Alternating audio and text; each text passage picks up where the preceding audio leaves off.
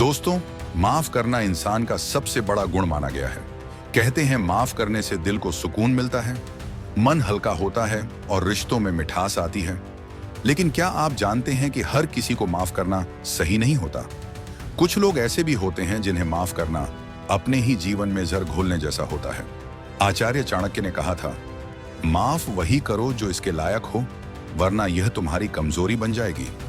एक बार मगध के राजमहल में चाणक्य अपने शिष्य चंद्रगुप्त के साथ बातचीत कर रहे थे। बाहर शाम ढल रही थी और महल के आंगन में दीपक टिमटिमा रहे थे। तभी चंद्रगुप्त ने कहा, गुरुदेव, मैंने अपने एक पुराने मित्र को माफ कर दिया है। उसने मुझे धोखा दिया था, लेकिन मुझे लगता है कि अब वह बदल गया होगा। चाणक्य कुछ देर शांत रहे, फिर गंभीर स्वर में बोले, पुत्र, माफ करना एक महान बात है, लेकिन बिना सोचे समझे किसी को माफ करना मूर्खता है। यह ऐसा है जैसे जलती आग में घी डाल देना, जिससे आग और भड़क उठती है। चंद्रगुप्त चौंक गया और बोला, गुरुदेव, आप तो कहते हैं कि माफ करना सबसे बड़ा धर्म है, तो फिर किन लोगों को माफ नहीं करना चाहिए? चाणक्य मुस्कुराए और बोले, चंद्रगुप्त, हर व्यक्ति माफी के योग्य नहीं होता। कुछ लोग ऐसे होते हैं जिन्हें माफ करना अपने पैरों पर कुल्हाड़ी मारने जैसा होता है। आज मैं तुम्हें उन 4 प्रकार के लोगों के बारे में बताऊंगा जिन्हें माफ करना तुम्हारे जीवन को अंधेरे में धकेल सकता है। इनसे बचना ही तुम्हारी समझदारी और तुम्हारे भविष्य की असली रक्षा है। पहला व्यक्ति, विश्वासघाती, यानी जो बार बार धोखा दे। चाणक्य ने गंभीर और तेज स्वर में कहा, चंद्रगुप्त, सबसे खतरनाक व्यक्ति वो नहीं होता जो तुम्हारा दुश्मन हो, बल्कि वो होता है जो तुम्हारा दोस्त बनकर तुम्हें धोखा दे। ऐसे इंसान को माफ करना अपने ही जीवन को संकट में डालने जैसा है। उन्होंने आगे कहा, जो एक बार तुम्हारा विश्वास तोड़ चुका है, वो दोबारा भी वही करेगा। फर्क सिर्फ इतना होगा कि अगली बार वो और चालाकी से करेगा, क्योंकि अब उसे पता है कि तुम उसे माफ कर दोगे। चाणक्य ने एक घटना सुनाई। एक बार मगध के एक वीर सेनापति ने अपने साथी सैनिक को माफ कर दिया, जिसने लालच में आकर युद्ध की योजना दुश्मनों को बता दी थी। सेनापति को लगा कि माफी से उसका दिल बदल जाएगा, पर जैसे ही अगला युद्ध शुरू हुआ, वही साथी फिर से राजपेच बैठा। नतीजा यह हुआ कि मगध की सेना को भारी नुकसान हुआ और हजारों सैनिक मारे गए। तब उस सेनापति को समझ आया कि कुछ लोग पछताते नहीं, बस नए मौके का इंतजार करते हैं। चाणक्य ने चंद्रगुप्त की ओर देखते हुए कहा, आज के समय में भी ऐसे लोग तुम्हारे आसपास हैं। कोई तुम्हारे भरोसे का फायदा उठाकर तुम्हारी मेहनत को अपना बता देता है, कोई तुम्हारे रहस्य दूसरों के सामने खोल देता है, या फिर कोई रिश्ता जो बार बार झूठ बोलकर तुम्हारे दिल को तोड़ता है। ऐसे लोगों को माफ करना मतलब उन्हें फिर से तुम्हारे खिलाफ साजिश करने का निमंत्रण देना है। अंत में चाणक्य ने दृढ़ स्वर में कहा, एक बार धोखा खाने के बाद अगर तुम दोबारा उस पर भरोसा करते हो, तो गलती उसकी नहीं, तुम्हारी है। विश्वासघाती को माफ करना दया नहीं, अपनी खुद की बर्बादी की शुरुआत है। याद रखो, एक बार माफ करना इंसानियत है, लेकिन बार बार माफ करना मूर्खता। दूसरा व्यक्ति, एहसान फरामोश, जो तुम्हारी मदद भूल जाए।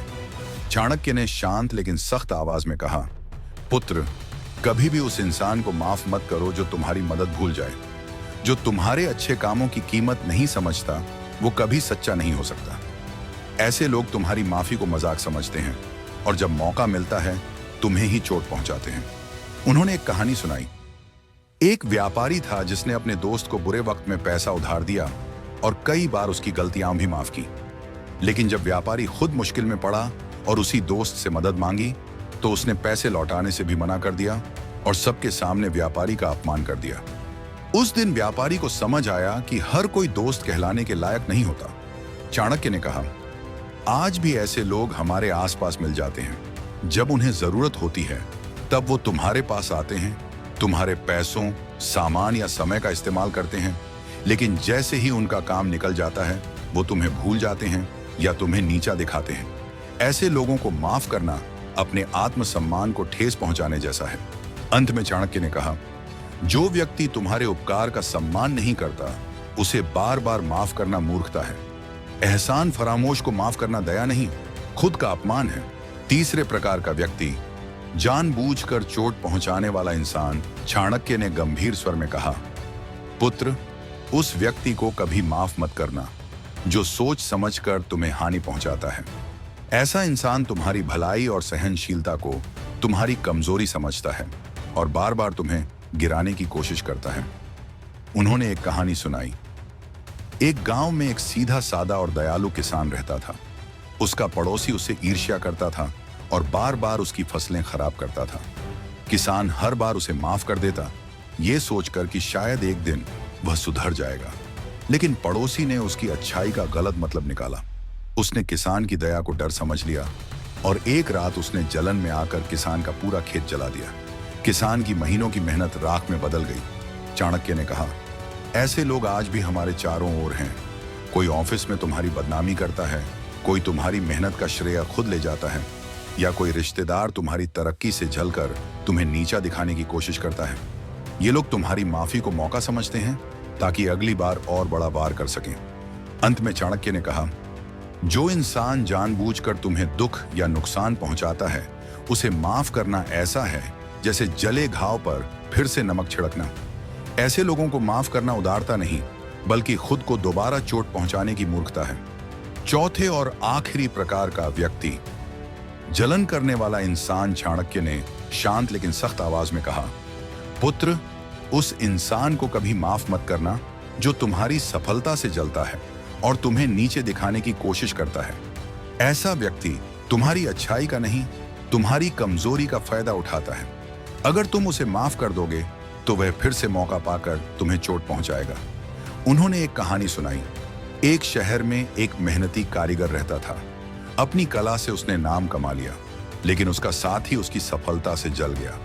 उसने उसकी कला की नकल की और सबके सामने झूठ फैलाया कि कारीगर ने उसका काम चुराया है। कारीगर ने सोचा कि माफ कर देने से वह सुधर जाएगा, लेकिन कुछ समय बाद उस साथी ने फिर उसे बदनाम किया और उसकी मेहनत पर पानी फेर दिया। चाणक्य ने कहा, आज भी ऐसे लोग हमारे आसपास होते हैं।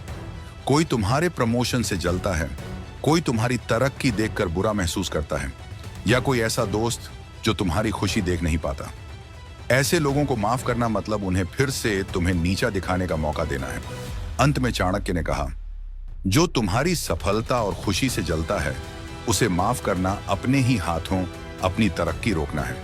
जलन करने वाले इंसान को माफ करना दया नहीं, अपनी मेहनत की बेइज्जती है।